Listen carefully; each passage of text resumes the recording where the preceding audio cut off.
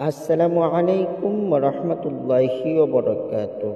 সম্মানিত দর্শক বন্ধুরা, আশা করছি আল্লাহ তাআলার অশেষ মেহেরবানিতে আপনারা সকলে ভালো আছেন। সম্মানিত দর্শক বন্ধুরা, অনেকে প্রশ্ন করে থাকেন শবে বরাতের সন্ধ্যায় গোসল করলে 70 বছরের গুনাহ মাফ হয়।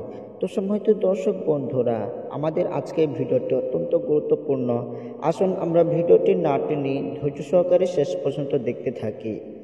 শবে বরাতের সন্ধ্যায় ইবাদত করার উদ্দেশ্যে যদি কেউ গোসল করে, তাহলে তার গোসলের প্রতি ফোঁটার বিনিময়ে গুনাহ মাফ হবে।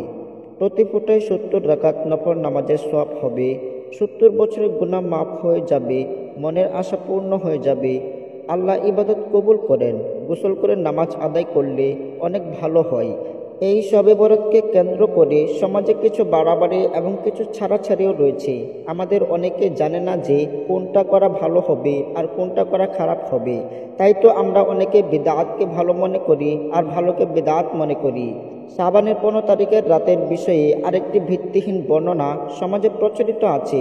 সেটি শবে বরাতের রাতের গোসল কেন্দ্রিক।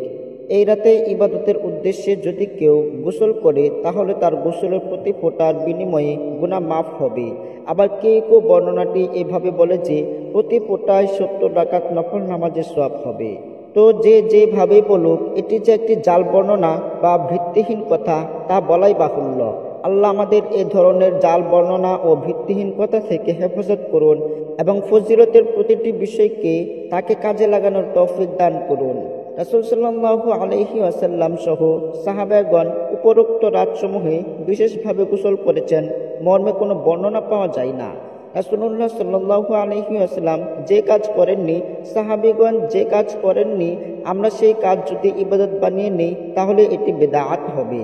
হ্যাঁ, তবে এদিন গোসল করতে পারবে যারা সারাদিন কাজ করেছে, সমস্যার কারণে গোসল করতে পারেনি, এই সময় গোসল করতে পারবে। কিন্তু যদি শবে বরাতের উদ্দেশ্যে গোসল করে, তাহলে কিন্তু সেটা বিদআতের কাতারে পড়ে যাবে। সাধারণত যে গোসলগুলো করে থাকে এবং যাদের ফরজ গোসল হয়েছে, তখন গোসল করলে কিন্তু কোনো সমস্যা নেই। তবে শবে বরাতকে কেন্দ্র করে কোনো গোসল করা যাবে না, এটা কোরআন হাদিসের কোথাও পাওয়া যায়নি। নবী সাল্লাল্লাহু আলাইহি ওয়াসাল্লাম এবং সাহাবীরা করেছে, এমনটাও কোথাও পাওয়া যায়নি। যদি গোসল করলেই গুনাহ মাফ হতো, তাহলে সবাই গুনাহ করত এবং শবে বরাতের অপেক্ষা করে গোসল করে গুনাহ মাফ করে নিত আর সওয়াব অর্জন করত। তো সম্মানিত দর্শক বন্ধুরা, আশা করি আপনারা শবে বরাতের সন্ধ্যায় গোসল করলে কি হয় সেই ব্যাপারে বিস্তারিতভাবে জানতে পেরেছেন।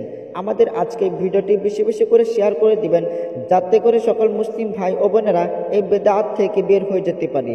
আল্লাহ তাআলা তার বিনিময়ে আপনার আমলনামায়ও নেক দান করবেন। আর যদি আমাদের চ্যানেলে নতুন হয়ে থাকেন, তাহলে একটি সাবস্ক্রাইব করে রাখবেন। আসসালামু আলাইকুম ওয়া রাহমাতুল্লাহি ওয়া বারাকাতুহু।